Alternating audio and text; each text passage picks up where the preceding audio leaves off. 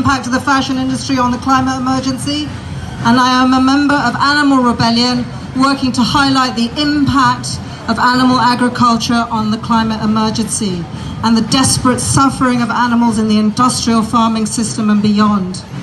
And I am Afra's mum. I've been asked to come here to tell you very briefly what it's like to be a mother and a parent in a climate emergency. It is like watching a tidal wave approaching the beach on which your child is playing. And it's coming slowly, but it's coming forcefully. And it is like trying to plan when you are stepping into an unknown world. It influences every decision, and it laces the joys of parenthood with the deepest griefs and fears. How can I show Afra how beautiful nature can be, but help her work to protect it with the urgency that we all know we need to work in? And how do I balance that urgency with the space and the peace she needs to be simply a child? How do I stay strong for her? How do I model for her a resilience and a courage that I don't feel myself? How can I be with her when I am grieving so much?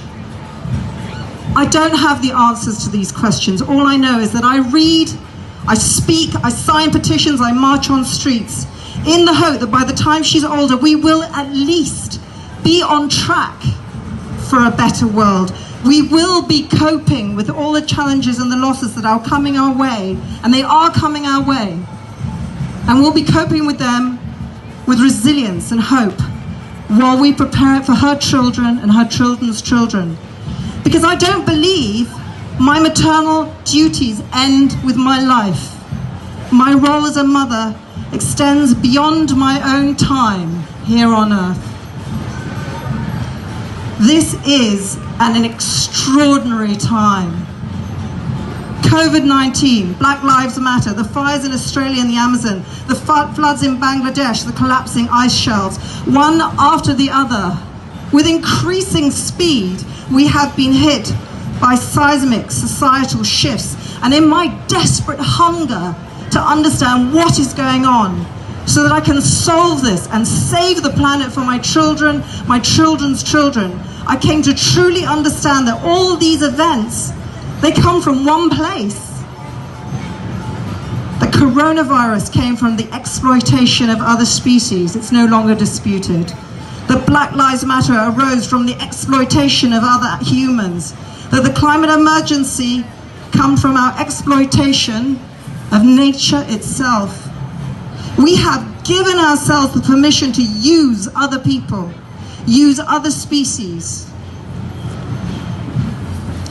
I'm going to quote the meteorologist, of Eric Holthouse, and he said this: "Climate change is a symptom of the same unequal system.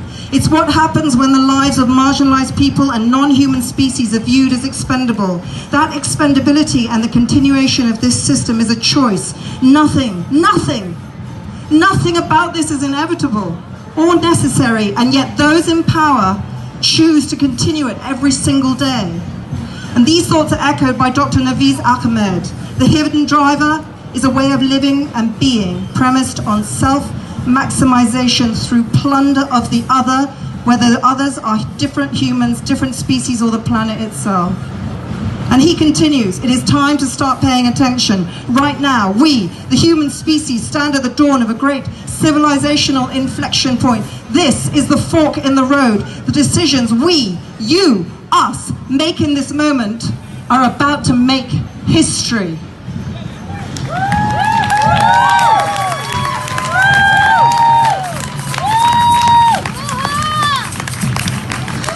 We are about to make history. The climate and ecological emergency bill is one of those decisions. So we are here today in rage and grief. And we are here today in peace and love. And all we are asking for is a world of harmony and mutual respect where nature thrives and sustains and is sustained in her turn. in which all beings, human and non-human, are recognized for all their layers of profound and intricate beauty, for the rarity that they are in this universe. We're asking for a world in which equity is all. That's all we're asking for. It's within our reach. And I'm going to quote a quote that we pretty much all know now, Arundhati Roy: "Another world is possible, and on a quiet day, I can hear her breathing."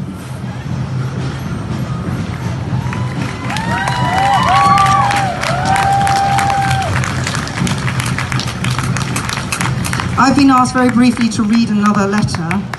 A letter to the earth written by Maggie Wadey. I'm sorry I haven't pronounced that correctly. She's here. She's grandmother to Shelley's children, Tom and Erin. And it is in some respects a response to my daughter and all children here today. It's called Like Swallows. They came like swallows, the young ones, 18 that year. Beautiful, quarrelsome, absurd, powered by desires as yet unspoken, and everything still to play for, even in their own doom-heavy, tech-laden, anxious times. They came like swallows, the young ones, choosing to win, to lose,